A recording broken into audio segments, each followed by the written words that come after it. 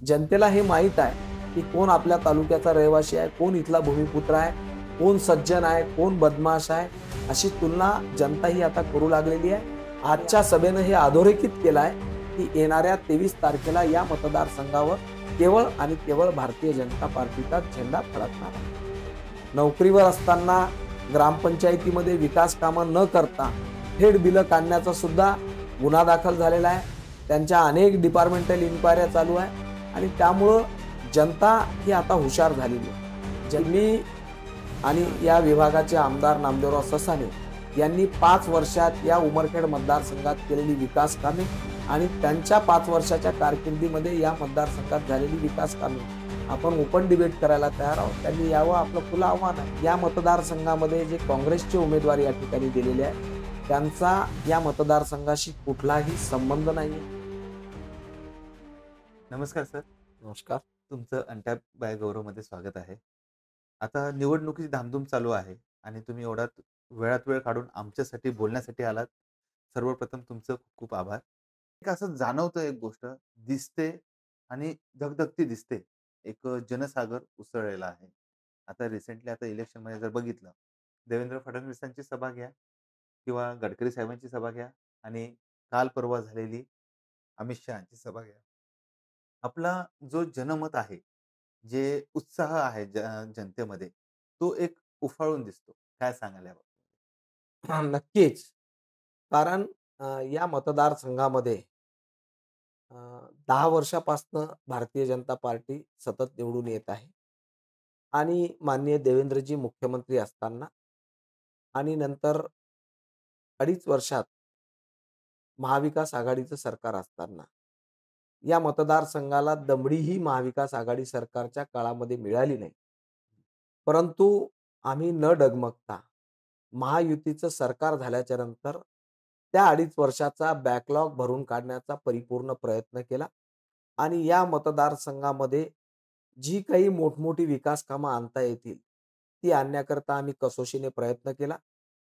राज्याचं नेतृत्व माननीय देवेंद्रजी फडणवीस, जिल्ह्याचे नेते माननीय मदनभाऊ येरावार यांच्या माध्यमातून मोठ्या प्रमाणावर निधी आम्हाला उमरखेड मतदारसंघामध्ये मिळाला आणि त्यामुळं मोठी-मोठी प्रकल्प जी मतदारसंघामध्ये रखडली होती, ती पूर्णत्वास नेण्याकरता आम्हाला मदत मिळाली आणि त्यामुळे लोकांचा विश्वास हा आमच्यावर दिवसागणिक वृद्धिंगत होत आहे.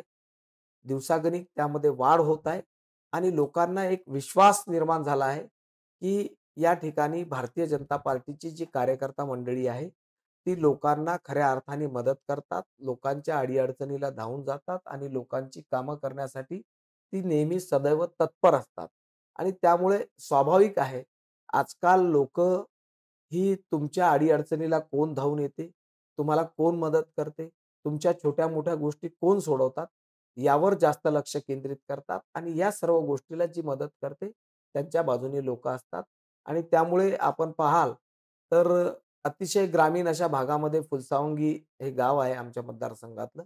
त्या ठिकाणी माननीय देवेंद्रजीची सभा झाली. त्या ठिकाणी सुद्धा मोठ्या प्रमाणावर जनसमुदाय देवेंद्रजीच्या सभेला त्या ठिकाणी एकत्रित आला होता. नंतर देशाचा विकास पुरुष म्हणून ज्यांची ओळख आहे, असे गडकरी साहेब या ठिकाणी आले उमरखेडला. त्यांची सभा सुद्धा अतिशय दणदणीत या ठिकाणी पार पडली आणि आज अमित भाईच्या सभेने आत्तापर्यंतचा उमरखेडच्या सगळ्या सभांचा रेकॉर्ड हा तोडला आहे आणि न भूतो ना भविष्यता अशी आजची माननीय अमितभाई शहा यांची सभा झाली आहे. त्यामुळे निश्चित लोकांच्या मनामध्ये भारतीय जनता पार्टीच्या प्रती, महायुती सरकारच्या प्रती एक चांगला भाव, एक चांगलं आकर्षण आहे आणि त्यातूनच आजच्या सभेला एवढा अभूतपूर्व जनसागर त्या ठिकाणी लोटला होता. आता तुमच्याकडे जो सगळा पूर्ण जिल्हा म्हणा, पूर्ण महाराष्ट्र बघतो. तर वन लाइनरमध्ये म्हणायचं झालं तर असं असतं, की वन कॉल प्रॉब्लेम सॉल्व्ह असं आणि तुम्ही वेळोवेळी तुमचं नेतृत्व साध्य केलेलं आहे, सिद्ध केलेलं आहे आणि तुम्ही तुमचं अस्तित्व डंके की चोट पे तुम्ही सगळ्यांना दाखवलेलं आहे. परंतु ह्या सर्व गोष्टींमध्ये आता जे इलेक्शन आहेत, आता भरपूर काही चॅलेंजेस आहे, भरपूर काही गोष्टी आहेत. तर याला कसं बघतात? याला तुम्ही थोडं अवघड बघता, की हे तुमच्यासाठी सोपं आहे? नेमकं कसं बघतात? नाही, अवघड तर बिलकुल नाहीये. कारण मी ज्या दिवशी उमरखेडला असतो त्या दिवशी आपण जर एखाद वेळा याल आणि बघाल, तर माझ्या घरी दिवसभर लोकांची रीघ लागलेली असते. लोकं आपल्या छोट्या-मोठ्या समस्या घेऊन माझ्याकडे येतात.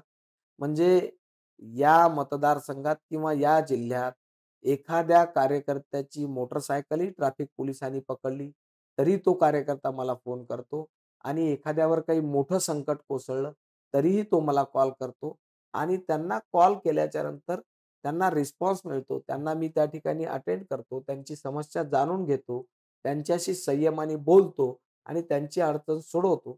त्यामुळे लोकांचा विश्वास हा माझ्यावर त्या ठिकाणी वाढत आहे आणि त्यामुळं लोकांना एक विश्वास तयार झाला आहे, की नितीनकडे गेल्याच्या नंतर आपलं कुठचंही प्रॉब्लेम सॉल्व्ह होते.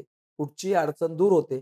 त्यामुळे या छोट्या-मोठ्या समस्या घेऊन लोकं माझ्याकडे येतात आणि त्यातून मी त्यांना आपलंसं करून घेतो.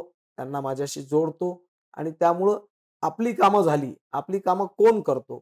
अशा पद्धतीचा एक विश्वास लोकांमध्ये आहे आणि असा विश्वास निर्माण झालेली लोकं या सर्व गोष्टीची माऊथ पब्लिसिटी करतात आणि त्यामुळे दिवसागणिक लोकांचा माझ्याप्रती विश्वास त्या ठिकाणी वाढत आहे आणि त्यातूनच या मतदारसंघातली असेल, या जिल्ह्यातली असेल, ही जनता माझ्या बाबतीत एक पॉझिटिव्ह विचार करते, की कुठचीही समस्या असेल, तर त्याचं हल कुठे असेल, तर ते नितीन भुतडाकडे आहे आणि त्यातून लोकं माझ्याकडे येतात आणि त्यामुळे लोकांची कामं सुटतात, लोकांचे प्रॉब्लेम सॉल्व्ह होतात. त्यामुळे निश्चित मला विश्वास आहे, की या मतदारसंघामध्ये लोकांच्या मागच्या 7-8 वर्षामध्ये मी जी काही लोकांची कामं केली आहे, लोकांच्या अडी-अडचणीला धावून आलो आहे. त्यामध्ये मग कोण कुठल्या जातीचा आहे, कोण कुठल्या जात-पात, मी धर्मपंथ न पाहता मी त्या ठिकाणी लोकांना मदत केली आहे. एक छोटंसं उदाहरण जर द्यायचं झालं, तर या ठिकाणी एक मुलगा, मुस्लिम समाजाचा मुलगा एक छोटं हेलिकॉप्टर, मिनी हेलिकॉप्टर बनवण्याचा प्रयत्न करत होता. कमी खर्चामध्ये हेलिकॉप्टर बनवून त्या हेलिकॉप्टरद्वारे लोकांना शेतीमध्ये उपयोग करता येईल, फवारणी वगैरे करता येईल, फॉगिंग करता येईल, असा त्याचा त्यामागचा दृष्टिकोन होता. परंतु दुर्दैवाने तो करत असताना, त्याचं टेस्टिंग घेत असताना त्यामध्ये त्याचा मृत्यू झाला. मी त्या ठिकाणी कुठेही राजकारण न आणता त्याला आपण अशा पद्धतीची मदत केली. कारण आम्ही राजकारणी लोकं पहिले विचार करतो, की आपण एखादी गोष्ट करायची तर त्याच्यातून आपल्याला काय आउटपुट मिळेल. परंतु असा कुठचाही विचार न करता मी त्याच्या कुटुंबाला ₹5,00,000 ची मदत केली आणि अशा अनेक गोष्टी मी करत असतो. माझ्याकडे आज 30 विद्यार्थी असे आहेत, की ज्यांचं शिक्षणाचं काम मी करतो. माझ्या घरचं एखादं काम असेल, तर त्याची तारीख एखाद वेळा चुकल. परंतु त्या विद्यार्थ्याच्या खात्यामध्ये पैसे जमा करण्याची तारीख ही कधीच चुकणार नाही. सेकंड डे जर सुट्टी असेल, तर पहिल्या दिवशी त्याच्या खात्यात पैसे जातील. पहिल्याही दिवशी सुट्टी असेल, सेकंड डेही सुट्टी असेल, तर त्याच्या 1 डे बिफोर त्याच्या खात्यात पैसे जातील. परंतु तारीखच्या बिफोर जाईल, तारीखच्या नंतर पैसे जाणार नाही. अशा सगळ्या गोष्टी मी करतो आणि त्यातून दिवसागणिक लोकं त्या ठिकाणी एकत्रित येतात. लोकांच्या छोट्या-मोठ्या अडचणी घेऊन येतात आणि त्यामुळे स्वाभाविक आहे, की अशा सगळ्या गोष्टीमुळे लोकं दिवसागणिक माझ्याकडे येण्याचं प्रमाण त्या ठिकाणी वाढतं आणि त्यातूनच असा सर्व विश्वास हा माझ्यावर लोकांचा वाढत आहे. सर, मी तुम्हाला जर विचारलं, विकास नेमका काय असतो?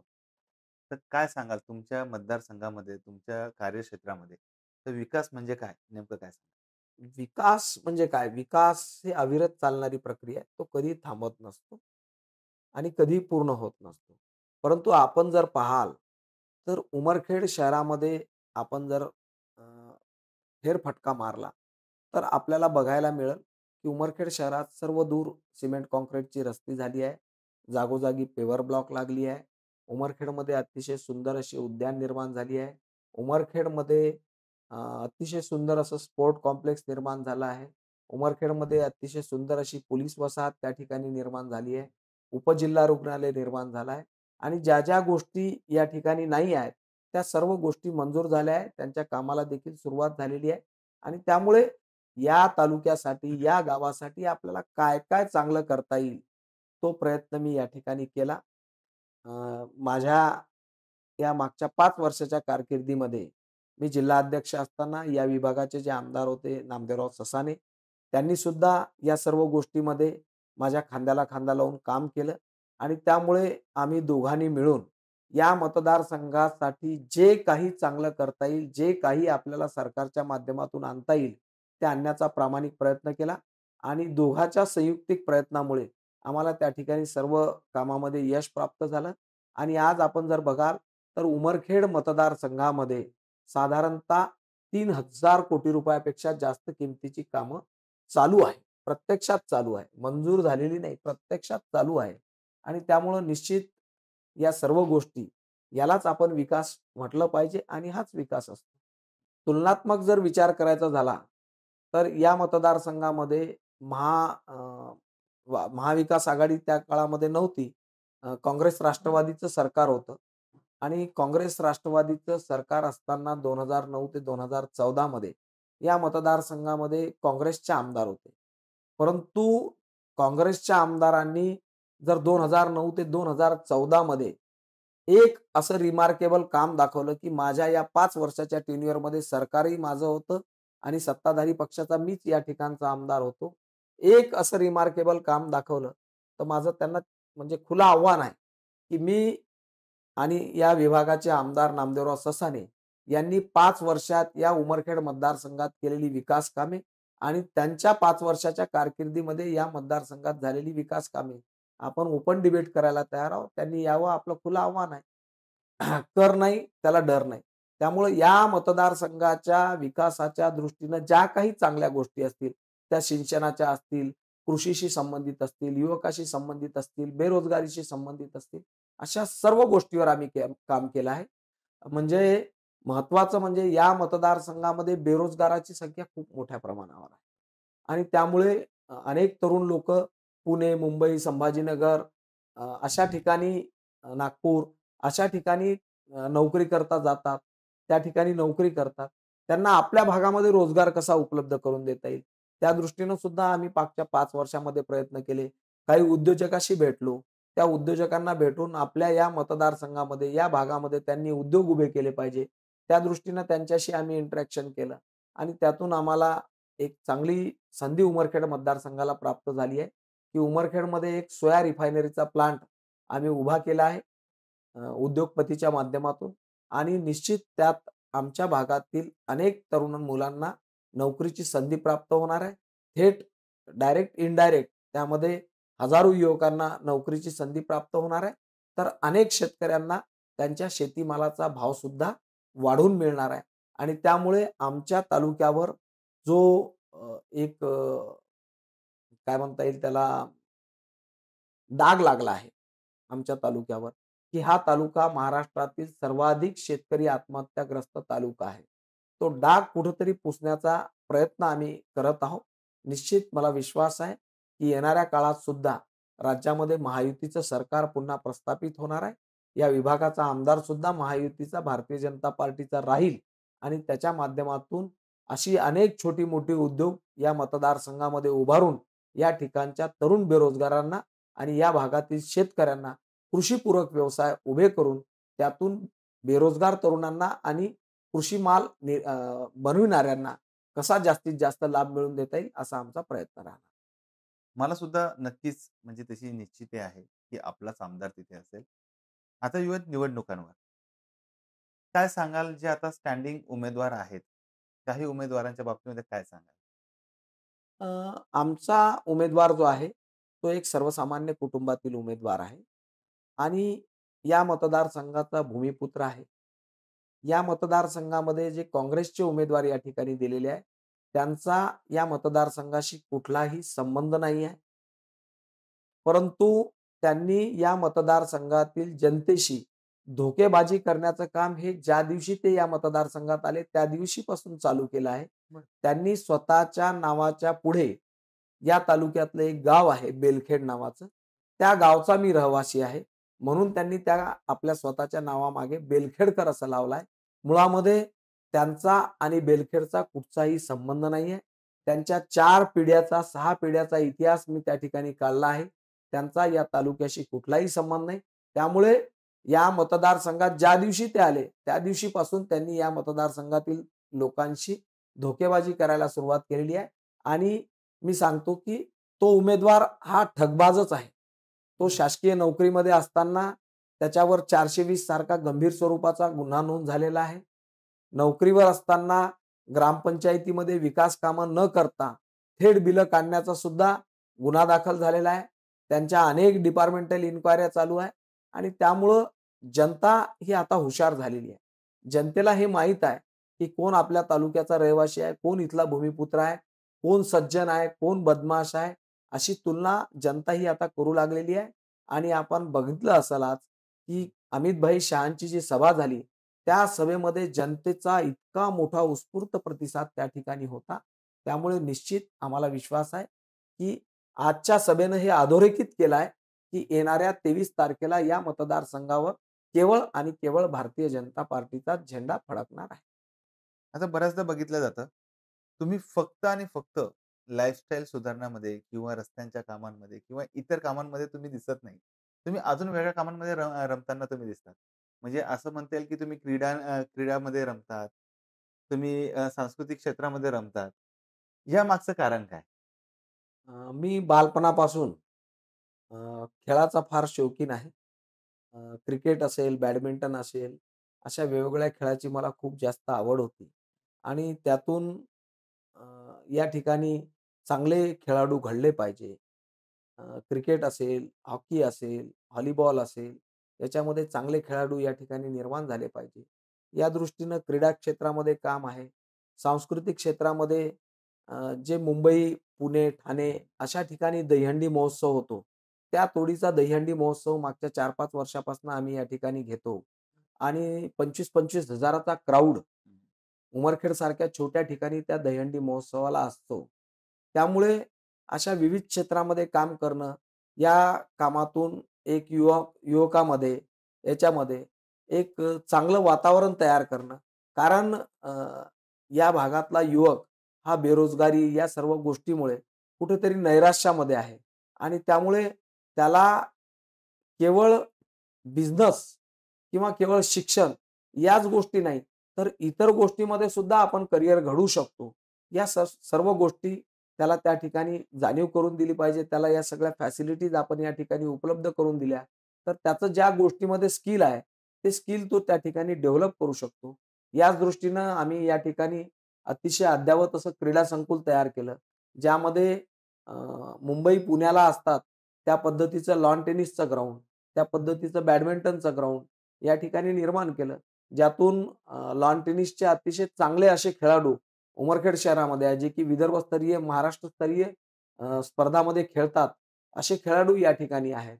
त्यामुळे अशा विविध क्षेत्रात काम करणं हे मला सुरुवातीपासून आवडते आणि त्यामुळं अशा सगळ्या क्षेत्रामध्ये मी माझी पूर्ण टीम या ठिकाणी लागून असतो आणि त्यातूनच आमचा जो मित्रपरिवार आहे, तो दिवसागणिक त्यामध्ये वाढ होत आहे आणि त्यातून एक आमचा चांगला सांस्कृतिक क्रीडा क्षेत्रातला एक चांगला मोठा परिवार त्या ठिकाणी आमचा तयार झाला. जसं युवकांचं तुम्ही सांगितलं आणि उद्योगांच्या बाबतीमध्ये सांगितलं. तर एम-आय-डी-सी आणि युवा किंवा युवक यांना कसं बघतात तुम्ही? नाही. मुळामध्ये मी सांगितलं, की युवा जो आहे, तो युवा या भागात शिक्षणाच्या चांगल्या सुविधा आहे. चांगलं शिक्षण घेतल्याच्या नंतर तो या ठिकाणी जॉबकरिता प्रचंड प्रयत्न करतो, परंतु जॉब मिळत नाही. अ, ग्रामीण भाग आहे. इन्फ्रास्ट्रक्चर जे आहे रेल्वे, नॅशनल हायवे ते आता या ठिकाणी सुरुवात झालेली आहे आणि त्यामुळे आपण या ठिकाणी एखादा उद्योग जर उभा केला, तर इन्फ्रास्ट्रक्चर नसल्यामुळं आपण जो माल तयार करू तो आपल्याला पाठवण्यासाठी अडचणी आहे आणि अशा सगळ्या गोष्टीतून या भागातील तरुण हा नैराश्यामध्ये येऊन काहीतरी चुकीचे काम करेल. त्यामुळे तो अशा नैराश्यात गेला नाही पाहिजे. त्या दृष्टीनं आमचा प्रयत्न आहे. त्या दृष्टीनं आमची टीम एक काम करते आणि त्यातून आम्ही अशा विविध क्षेत्रात काम करून त्या ठिकाणी युवकांना कसं आपल्याला उभं करता येईल, युवक हा कसा स्वावलंबी होईल, त्या दृष्टीनं सुद्धा आम्ही या ठिकाणी काम करत आहे आणि निश्चित मला विश्वास आहे, की येणाऱ्या काळामध्ये या भागामध्ये युवकांसाठी असेल, या भागातल्या तरुण शेतकऱ्यांसाठी असेल, एक चांगलं अद्ययावत असं मार्गदर्शन केंद्र आम्हाला या ठिकाणी उभारायचं आहे. त्याचबरोबर या तालुक्यामध्ये एक चांगलं मल्टी स्पेशालिटी हॉस्पिटल 100 बेडेड जे की सेवार्थ राहील, सेवाभाव ज्याच्यामध्ये राहील. कुठचाही बिझनेस म्हणून आम्ही त्या ठिकाणी ते हॉस्पिटल उभारणार नाही. म्हणजे ज्या एखाद्या हॉस्पिटलमध्ये मुंबई, पुण्याच्या हॉस्पिटलमध्ये ज्या सुविधा मिळतात, त्या सुविधा या ठिकाणी लोकाला उपलब्ध करून द्यायच्या आणि त्यासुद्धा अतिशय अत्यल्प दरामध्ये. म्हणजे एखादं हॉस्पिटलमध्ये ऑपरेशन करायसाठी ₹10,000-20,000 लागत असतील, तर आपण ती फॅसिलिटी या ठिकाणी केवळ ₹500 मध्ये लोकांना उपलब्ध करून द्यावी, असा देखील आमचा मनोदय आहे आणि त्या दृष्टीनं वेगवेगळ्या कंपन्याशी बोलून या ठिकाणी एक चांगलं सुंदर असं मल्टी स्पेशालिटी हॉस्पिटल 100 बेडेड ज्यामध्ये सर्व सुविधा असल्या पाहिजे, सर्व अत्याधुनिक यंत्रणा असली पाहिजे, या दृष्टीनं सुद्धा आम्ही काम करत आहोत आणि मला विश्वास आहे, की येणाऱ्या काळामध्ये जेव्हा मी आपल्याशी पुन्हा कधी इंटरॅक्शन करीन, नाही. तेव्हा त्याच्या प्रत्यक्ष कामाला देखील सुरुवात या ठिकाणी झालेली राहील. त्यामुळं अशा विविध क्षेत्रामध्ये काम करण्याची आम्हाला आवड आहे आणि त्यातून आम्ही अशा सर्व गोष्टी निवडत असतो आणि वेगवेगळ्या क्षेत्रामध्ये काम करत असतो. धन्यवाद सर. एवढा वेळात वेळ काढून तुम्ही आम्हाला इथे आलात, आमच्याशी बोललात, चर्चा केली. नक्कीच आपला उमेदवार, भाजपाचा उमेदवार नक्कीच निवडून येईल आणि येत्या 23 तारखेला आपल्याला ते रिझल्ट सगळे दिसतील. धन्यवाद सर. थँक